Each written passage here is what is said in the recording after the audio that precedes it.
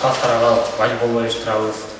Акбар Казыбаев окуучулар арасындагы бири-бирине болгон үстөмдүк жогорку класстардан башталып кенже курактагы балдарга чейин жайыла турганын белгилейт.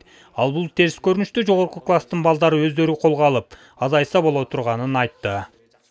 Бул рекетчиликти жойсок болот. Анткени бул зордук зомбулуктун аркасында аябай жаш балдар, окуучу балдар аягы өлүм менен аяктап атат. Биз аларга үлгү болуш үчүн биринчи өзүбүздү оңдошубуз керек. Рекетчилик кылбай, аларга жардам берип, колдоо көрсөтүп, ынтымактуу болуп алар менен чогуу. Эгерде биз андай кылбай, аларга үстөмдүк кылып, ушундай рекетчилик кыла турган болсок, ал нерсе көпкө уланат, токтобойт.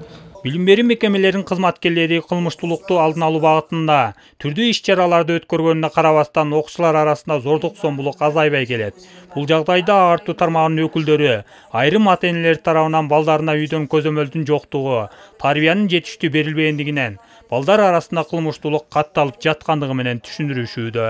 Сен күнү өзүндө эле кайсы мектеп директору ушуну бир себеп кылып эле кызматтан алганга чейин барып атабыз. Баарыбыз жалпы аракет этсек, жергиликтүү бийлик өкүлдөрү, ошол айылдык кеңештин депутаттары, коомдук уюмдар, аксакалдар соту, аксакалдар кеңеши, жаштар уюму дегендер бар. Ошолордун баары чогулуп аракет кылсак анан кийин майнап болот деп ойлойм.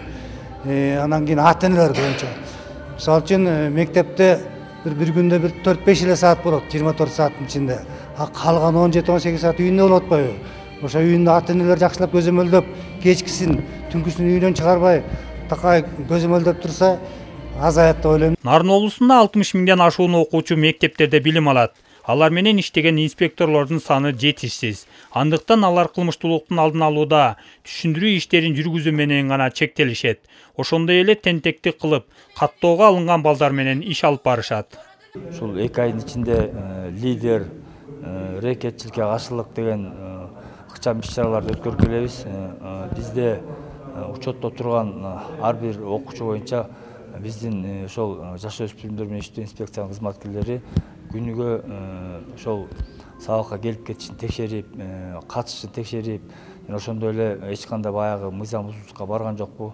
Ошолордун үстүндө мектептин ошол соц педагогу жана дирекциясы менен биргеликте көптөгөн иштерди алып барып жатышат. Мектепте окуусунан жетишпеген, сабакты көп калтырган балдар менен иш алып барган социалдык педагогдор балдар арасында кылмыштуулуктун башатын үй бүлөлүк зордук зомбулук менен байланыштырышат. Алардын айтымында үй бүлөлүк зордук зомбулуктун катталышына аракештик себеп экендиги аныкталган. Мындай үй бүлөдө өскөн балдардын мүнөзү оор келип, тарбиялоо да кыйын дешет алар.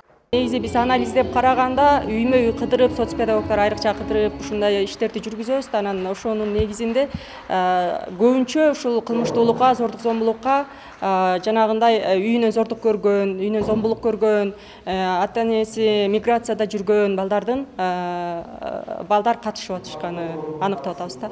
Республика боюнча акыркы 2 айда 9 өспүрүм өз өмүрүнө кол салган. Мунун себебин иликтей келгенде көбү зомбулук, мектеп рекетчилиги менен байланыштуу болгон. Ошондой эле укук коргоо органдарынын билдиришинче, балдар тарабынан эң көп жасалган кылмыштарды уурулук түзөт.